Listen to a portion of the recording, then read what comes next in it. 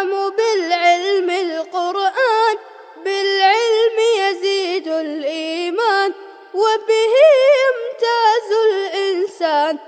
ساری کائنات آپ کے غلام اور آپ کی بندگی ہے. تو تہجد کی نماز پڑھنے کا خاص اہتمام اللہ کرے ہمیں سب کو نصیب ہو جائے، مجھے بھی نصیب ہو جائے. نمبر 2 صبر کرنا ہے. صبر کرنے کا کیا مطلب ہے اس کے تو پوری بات چاہیے لمبی چوڑی. بتانا یہ کہ اللہ نے 2 مسئلے بتائے، نماز پڑھو اور صبر کرو. اللہ آگے فرماتے ہیں یا ایھا الذین آمنوا استعینوا بالصبر والصلاۃ، ایمان والو میری مدد چاہیے تو نماز پڑھو، صبر کرو. ان اللہ مع الصابرین، صبر کرنے والوں کے ساتھ اللہ ہے. تو بھائی جس کے ساتھ اللہ ہو اس کا کون کیا بگاڑ سکتا ہے، اس کا کون سے کام نہیں ہو سکتا. لیکن ہم سب اس لیے کریں نا اللہ میرے ساتھ ہے. ہم تو اگر کسی سے جھگڑا ہو جائے ایک دم بغیر دو کے کھڑے ہو جائے، چاہے فیل ہو جائے چاہے ہار بھی جاتے ہیں، جیت بھی جاتے ہیں، اور اکثر تو فیل ہی ہو جاتے ہیں. کچھ ہوتا تو ہے مقابلہ کرنے کا، اور یہی بات اللہ پر چھوڑ دیتے ہیں تو جناب اللہ کی لڑائی اتنی مضبوط ہوتی ہے. وہ مکروا مکرا کبارا، لیکن جب اللہ مکر کرتا ہے تو پھر اللہ تعالیٰ کی تدبیروں کو غالب آ کر ہونا رہتا ہے، پکا ہے. یہ تو قرآن میں لکھا ہے ان الذی فرض علیک القرآن لرادک الی معاد. اللہ تعالیٰ فرماتے ہیں جب حضور مکے سے نکل کر مدینہ آ کے ہجرت کر کے تو بڑا غم تھا، مکہ چھوٹ گیا، وطن چھوٹ گیا، لوگ چھوٹ گئے، رشتے دار چھوٹ گئے، بہت دکھ تھا. اللہ فرماتے گھبرانا نہیں، ہم آپ کو واپس لا کر چھوڑ دیں، وہیں لائیں گے آپ کو. اور مکہ فتح ہوا، بڑی شان کے ساتھ مکے میں داخل ہوئے تو پورے شہر میں کنٹرول ہو گیا. اللہ کی باتیں سچی ہیں. اللہ مدد کرنے، اللہ صبر کرنے والوں کے ساتھ ہے. یہ حل بھی اللہ نے بتا دیا. صبر کیسے ہوتا ہے، پھر اس کی بھی لمبی تفصیل. صبر کیسے ہوتا ہے؟ صبر ایسے ہوتا ہے کہ جو چیزیں اللہ کے بس کی ہیں اس میں آپ سوچنا نہیں. جو چیزیں آپ کے کنٹرول میں دی گئی ہیں ان میں آپ فکر کریں. یہ ہے صبر کرنے کا طریقہ. یہ بات آپ نے کہیں سنی نہیں ہوگی جو میں اب بتا رہا ہوں. نہیں سنی، میں بتا رہا ہوں. الصبر کرنے کا طریقہ یہ ہے کہ جو باتیں اللہ کے کنٹرول میں اس کے ہے، دی نہیں کسی کو، انہیں چھوڑ. اس موضوع پر کوئی بات نہیں. جو باتیں ہمارے بس کی ہیں اب اس کی فکر کریں، یہ صبر ہے. مثال کے طور پر مجھے اللہ تعالیٰ نے کالا بنا دیا تو اس میں تو میرا کوئی کنٹرول نہیں. بھائی میں تو کالا ہوں تو کالا ہی رہوں گا، کیوں ٹینشن لے رہے تو میں کالا ہوں. جی اللہ نے مجھے ناٹا بنا دیا تو کیوں ٹینشن لے رہے؟ تو یہ تو اللہ کا مسئلہ ہے. اب آپ لمبے تو نہیں ہو سکتے، ٹینشن کیوں لے رہے تھے؟ ابھی میں بہت لمبا ہو گیا ہوں. یہ آپ بتاؤ نہیں، اس موضوع پر کوئی بات نہیں. جی اللہ تعالیٰ نے آپ کو ہندوستان میں پیدا کر دیا کہ یہ غلط ہو جائے، ہم تو مکے میں نہیں. یہ اس میٹر پر کوئی بات نہیں. اللہ کی مرضی، آپ کو ہندوستان میں پیدا ہونا، آپ ہو گیا، آپ کچھ نہیں کر سکتے. یہ خدا کے وہ فیصلے جس میں آپ کی کوئی شرکت نہیں، کوئی شرکت آپ کے نہیں. اس کا آرڈر بھی نہیں آپ کو کہ آپ چینج کرو اپنے آپ. نہیں لمبے ہو جاؤ، چھوٹے نہ رہو، موٹے ہو جاؤ، پتلے نہ رہو. تو موٹے پتلے ہو گئے تو موٹے، یہ سب اللہ آپ کا میٹر ہے، چھوڑ دیا تھا. اس پر کوئی بات نہیں. میں اس برادری میں پیدا ہو گیا، یہ نائی ہے، یہ دھوبی ہے، قصائی ہے، تلی ہے، سید ہے، یہ آپ کا میٹر نہیں. آپ کیوں پریشان ہو رہے؟ تو فیصلے اللہ دے کہ آپ کو کہاں پیدا ہونا، کس برادری میں ہونا تھا. تو کائے کو احساس کمزوری کا شکار ہو رہی ہے؟ میں تو نائی ہوں، میں تو تیلی ہوں، کیوں شکار ہو رہی ہے؟ یہ خدا کا فیصلہ. اب اگر کسی نائی اور تیلی اور قصائی اور دھوبی کو برا سمجھتا ہے کوئی، وہ حرام کا ہے، وہ جہنم میں جائے گا، کیونکہ وہ اللہ کے فیصلوں پر راضی نہیں. جو اللہ کے فیصلوں پر راضی ہیں وہ اس موضوع پر کوئی بات نہیں. یہ ہمارا فیصلہ نہیں ہے کہ ہم کس برادری میں پیدا ہو رہا ہے، کس خاندان میں پیدا ہو رہا ہے. اپنے باپ کا نام نہیں بتاتے. جی میرا باپ تو کالا سا، ان پڑھا سا، جاہل سا، میں اس کا نام بتاؤں گا، بدل غلط ہوگا. تیرا باپ ہی تیرے لیے ولی اللہ ہے، اس کے پیر دبا لے تو جنت میں چلا جائے. تیرا باپ ہی تیرا استاد ہے، تیرا باپ ہی تیرا پیر ہے. تو اپنے باپ کا نام خوشی کے ساتھ بتا. اللہ نے تیرے باپ کا انتخاب کیا، یہ تیرا باپ ہے، یہ تیری ماں ہے. خوشی کے ساتھ، اعزاز کے ساتھ کہنا میرے بھائی ہے، یہ میری ماں ہے. ان فیصلوں پر کیوں بات کرتے ہو؟ کس خاندان میں، کس برادری میں، کس علاقے میں، کس ملک میں کالا ہوں، میں گورا ہوں، میں لمبا ہوں، میں موٹا ہوں، میں پتلا ہوں. یہ بات میری تقریر نہیں، یہ اللہ نے لکھا ہے قرآن میں. وَلَا تَتَمَنَّوْا مَا فَضَّلَ اللَّهُ بِهِ بَعْضَكُمْ عَلَىٰ بَعْضٍ. لوگوں جن چیزوں میں ہم نے تمہیں اوپر نیچے کر دیا اس میں اس کی تمنا تم نہ کیا کرو. یہ قرآن میں لکھا ہے، یہ میری تقریر نہیں. میں اپنی بات کو کہتا ہی نہیں، وہی کہوں گا جو قرآن میں لکھا ہے. وَلَا تَتَمَنَّوْا مَا فَضَّلَ اللَّهُ وَلَا تَتَمَنَّوْا مَا فَضَّلَ فضل اللہ بہ بعضکم علی بعض، ان چیزوں کی تمنا تم نہ کیا کرو جن چیزوں میں ہم نے تمہیں اوپر نیچے بنا دیا ہے۔ کوئی امیر ہے، کوئی غریب ہے، کوئی بیمار ہے، کوئی صحت مند ہے، کوئی کالا ہے، کوئی گورا ہے، یہ سب اللہ کی مرضیوں پر موقوف ہے۔ وَلَوْ بَسَطَ اللَّهُ الرِّزْقَ لِمَن يَشَاءُ وَيَقْدِرُ، اللہ جسے کشادہ دینا چاہے دے گا، جس کو کم کرے کر دے گا۔ یہ کسی جادوگر کی جادوگری سے نہیں ہوتا۔ اجی تعویذ لو، اجی وظیفہ پڑھ لو، کچھ نہیں ہوتا ان چیزوں سے۔ حلال روزی کمانا شروع کرو، اللہ سے دعا کرو، سب ہو جاتا ہے۔ تو میں نے کیا کہا آپ سے، صبر یہ ہے کہ جو میٹر آپ کے نہیں اس پر آپ بات نہ کرو۔ آپ کا میٹر کیا ہے؟ آپ کا میٹر یہ ہے کہ اللہ فرماتے ہیں قرآن کریم میں وَقَضَىٰ رَبُّكَ أَلَّا تَعْبُدُوا إِلَّا إِيَّاهُ وَبِالْوَالِدَيْنِ إِحْسَانًا إِمَّا يَبْلُغَنَّ عِندَكَ الْكِبَرَ أَحَدُهُمَا أَوْ كِلَاهُمَا فَلَا تَقُل لَّهُمَا أُفٍّ۔ آپ کا میٹر یہ ہے کہ اللہ فرماتے ہیں میری عبادت سے فارغ ہو کر اپنے ماں باپ کی سیوا کرو، یہ ہے آپ کا، اس پر کرو۔ اللہ فرماتے ہیں فَلَا تَقُل لَّهُمَا أُفٍّ، ماں باپ بوڑھے ہو گئے تو بڑھاپے میں بک بک بہت ہو جاتی ہے۔ بڑھاپے میں ایک بات کو 6 بار کہتے ہیں بڑے میاں، اور تب بھی سمجھتے میں نے تو ایک ہی بار کہی۔ جوان کو غصہ آ جاتا ہے، ابھی تو کہا تو صبح بھی کہہ رہے تھے، اب بھی کہہ رہے نہیں۔ اللہ تعالیٰ فرماتے ہیں اب اس بڑھاپے میں تھوڑا برداشت کرو، فَلَا تَقُل لَّهُمَا أُفٍّ، اف نہیں کہنا۔ یہ ہے میٹر آپ کا جس پر آپ کو دھیان دینا، یہ قرآن کہہ رہا ہے۔ وَلَا تَنْهَرْهُمَا، انہیں ڈانٹنا نہیں کرتے، یہ آپ کا کام ہے، انہیں ڈانٹنا نہیں کرتے۔ وَاخْفِضْ لَهُمَا جَنَاحَ الذُّلِّ، عاجزی سے پیش آؤ، سینہ تان کر نہ کھڑے ہو۔ ہمارے بزرگوں نے لکھا ہے ماں باپ سے کبھی آنکھ سے آنکھ ملا کر بات نہیں کرتی، اساتذہ سے کبھی آنکھ سے آنکھ ملا کر بات نہیں کرتی، یہ بے ادبی۔ جو کرتے ہیں وہ بھگتتے ہیں، جو احترام کرتے ہیں وہ نوازے جاتے ہیں، جو احترام کرتے ہیں وہ نوازے جاتے ہیں، جو بے ادبیاں کرتے ہیں وہ بھگتتے ہیں۔ یہ ہمارے بزرگوں نے لکھا ماں باپ سے آنکھ ملا کر بات نہیں کرنا۔ یہاں تک لکھا ہے بزرگوں نے اگر ماں باپ کو پیسے دینا پڑے تو یوں نہیں دینا، کیونکہ ان کا ہاتھ زندگی بھر آپ کے اوپر یوں رہا، لے بیٹے، اب ان کے لینے کا نمبر آیا تو یوں نہیں، یوں دینا، ہاتھ میں رکھ کر بھی لو جی اٹھا لو، دینا نہیں۔ یہ ہے ادب ماں باپ، یہ ہے میٹر بات کرنے کا۔ اللہ کہتے ہیں اس طرح چلو۔ اب اللہ تعالیٰ کی کیا مجبوری تھی، کیوں بنایا اللہ نے یہ قانون؟ یہ اس لیے قانون بنایا کہ تمہیں بھی ماں باپ بننا ہے۔ تم چاہتے ہو کہ تمہارا بڑھاپا باعزت گزرے تو پھر ان کا بڑھاپا باعزت گزروا دو۔ تم چاہتے ہو کہ تمہارا بڑھاپا باعزت گزرے تو ان کا بڑھاپا باعزت گزروا دو۔ اللہ کے نبی علیہ السلام نے فرمایا بڑھاپے میں جو کوئی کسی کا سہارا بنتا ہے اللہ تعالیٰ اس کے بڑھاپے میں اس کا سہارا پیدا کر دیتا ہے۔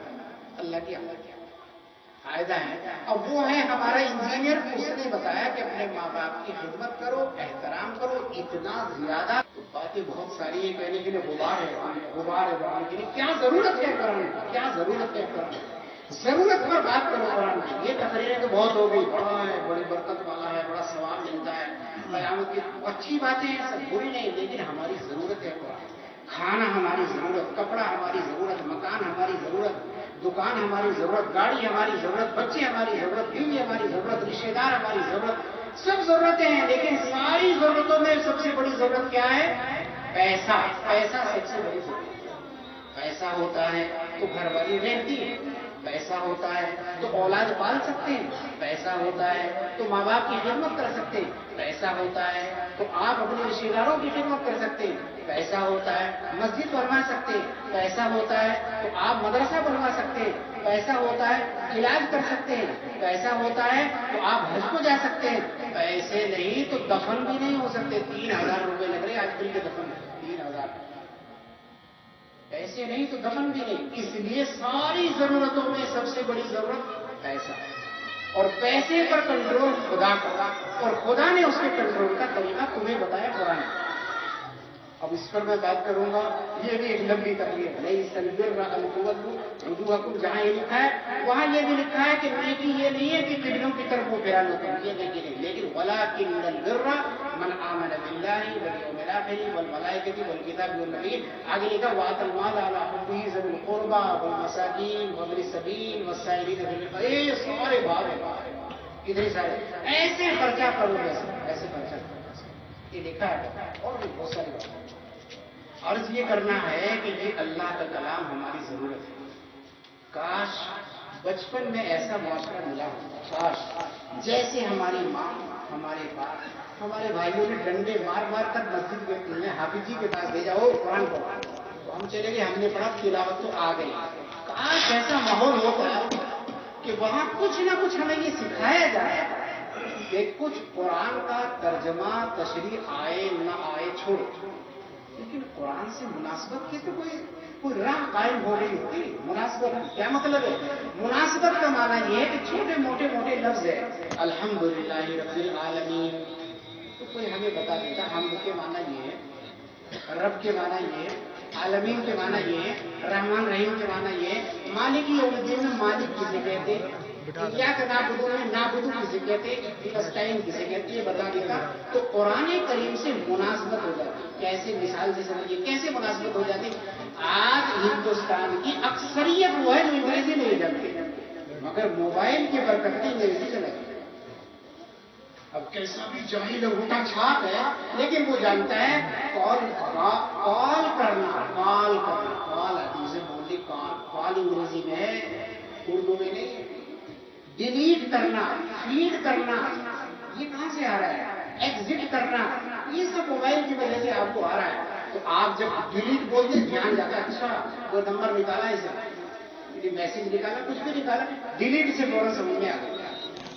آپ نے فیڈ کرنا سمجھ میں آ گیا تو پتا چلا موبائل میں کچھ بھرنا ہے, یہ پتا چل گیا. چھوٹی چھوٹی باتیں ایسی اصطلاحات لوگوں میں پھیل گئی ہے. انگریزی نہیں پڑھی کسی اسکول میں لیکن آ گئی.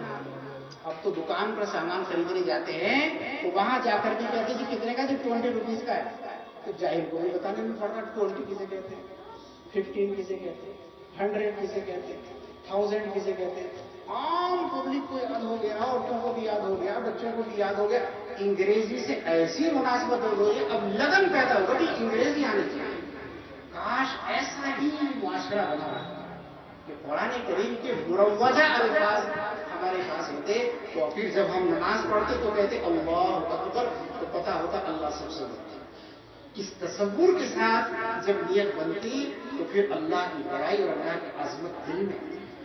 جب رکوع کرتے تو رکوع میں جا کر کہتے سبحان ربی العظیم, اللہ پاک ذات ہے میرے رب کی جو بڑی عظمت والا ہے. چھوٹے چھوٹے لفظ آپ کو اللہ کی طرف لوٹا دیتے. ورنہ تو زمانہ ایسا چل رہا ہے, ہم سے کہتے ہیں لوگ کہ حضرت بہت ہی برا ہوا. کیا ہوا کہ ہندو بھی کہہ رہے ہیں اس بات کو بھی, کیا ہوا کہنے لگے کہ اکبر بادشاہ کا نام مسلمانوں نے آج تک نہیں چھوڑا. اذان میں بھی اکبر بادشاہ کا نام لے یوں کہ اللہ اکبر. یہ مغلوں کو کب کو چھوڑیں گے؟ ابھی بھی یوں کہہ رہے مسلمان کہ مغلوں کے نام کب کو چھوڑیں گے, اذان میں بھی اس کا نام لے رہے. پتا نہیں ان بیچاروں کو کہ یہ اکبر اللہ کے لیے بولا جا رہا ہے, اللہ سب سے بڑا. ایک صاحب کو میں نے کہیں بھیجا باہر, تو میں نے اس سے انہیں یہ تاکید دی, آپ نے اچھے خاصے تھے, تاکید دی میں نے جہاں جا رہے ہو وہاں زیادہ بولنا نہیں, بہت بڑے آدمی ہیں, خاموش بیٹھنا, کچھ سوال کریں تو جواب دینا, ورنہ چپ بیٹھے. تو جب میں نے ان سے کہا وہ بہت بڑے آدمی ہیں, ناراض ہو گئے. جی حضرت یہ کیا ہے بہت بڑے آدمی, بہت کوئی بڑا نہیں ہے, اللہ بڑا ہے.